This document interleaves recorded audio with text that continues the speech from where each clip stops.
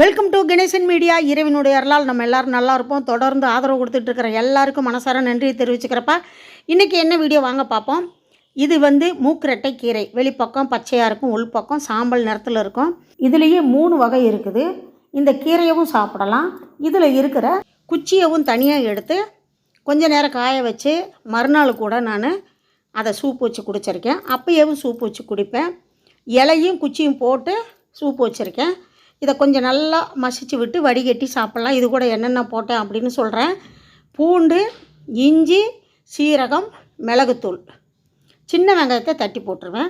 இதுதான் அந்த மூக்குரட்டை கீரை. நல்லா சுத்தமாக பார்த்துக்கிறணும். ஏன்னா சின்ன சின்ன பூச்சிகள் இருக்கும். அப்புறம் கீழே படர்றது, நாய் ஏதாவது பாத்ரூம் போயிருந்தால் கஷ்டம். மஞ்சள் பொடி போட்டு கொஞ்சம் நேரம் ஊற வச்சு 2-3 வாட்டி நல்லா அலசிட்டு சிறுபருப்பு சேர்த்து வேக வச்சுக்கிறணும். பருப்பு ரொம்ப குழஞ்சிடக்கூடாது. ஒரு 10 பல் பூண்டு, அப்புறம் சின்ன வெங்காயம் நறுக்கி வச்சுருக்கேன். முதல்ல பூண்டு போட்டுறணும். அதுக்கப்புறம் பூண்டு கொஞ்சம் பொரிஞ்சு வரும்போது சீரகம் போட்டுறணும். சீரகம் பொரிஞ்ச உடனே சின்ன வெங்காயம் போட்டுறணும். காஞ்ச மிளகாய் போட்டுக்கிறலாம். நான் மிளகாய் தூள் தான் போடுறேன். வெங்காயம் கொஞ்சம் பொன்னிறமாகணும். இந்த நேரத்தில் மிளகாத்தூள் காரத்துக்கு தகுந்த மாதிரி நான் ஒரு 1/2 டீஸ்பூனுக்கு கொஞ்சம் அதிகமாக போட்டிருக்கேன். இந்த எண்ணெயிலேயே அந்த மிளகாத்தூள் பொரிஞ்சிரும், நல்லா வாசனையாக இருக்கும். அதுக்கப்புறம் தக்காளியை போடணும். தக்காளியை போட்டு அப்படியே லேசாக மேலே இருக்கிற தக்காளி கீழே போகிற மாதிரி அப்படியே பெரட்டி விட்டோம்னா கொஞ்ச நேரத்தில் அந்த தக்காளி அப்படியே அந்த எண்ணெயில் வெந்து தொக்கு மாதிரி ஆயிரும். அதுக்கப்புறம் அதை நம்ம நல்லா ஆற வச்சு மிக்சியில் போட்டு அரைக்கணும். எனக்கு பழகி போச்சு, அதனால் கரண்டியில் இப்படி பெரட்டி விடுறேன். நீங்கள் டீஸ்பூனை வச்சு கூட கிண்டுங்க. இப்படி பெரட்டுறேன்னு சொல்லி அந்த எண்ணெய் கேஸ் எரியும் போது பட்டுச்சுன்னா டக்குன்னு தீ பிடிச்சி அப்படியே மேலே அப்படியே புஷ்ஷுன்னு வந்துடும்.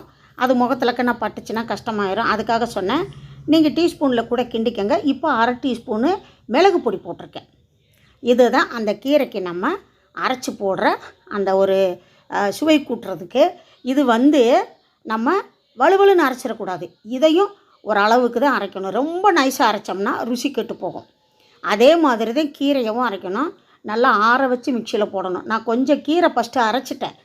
நாராயணன் வந்துட்டான், அதனால் கொஞ்சம் கீரையும் அந்த தக்காளி தொக்கையும் அரைச்சி அவனுக்கு சாப்பாடு கொடுத்துட்டு அதுக்கப்புறம் அரைக்க ஆரம்பித்தேன்.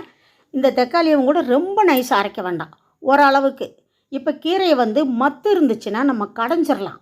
அப்படி கடைஞ்சாதே நல்லாயிருக்கும். இப்போ எங்கே நிறைய நம்ம மத்து யூஸ் பண்ணுறதில்ல.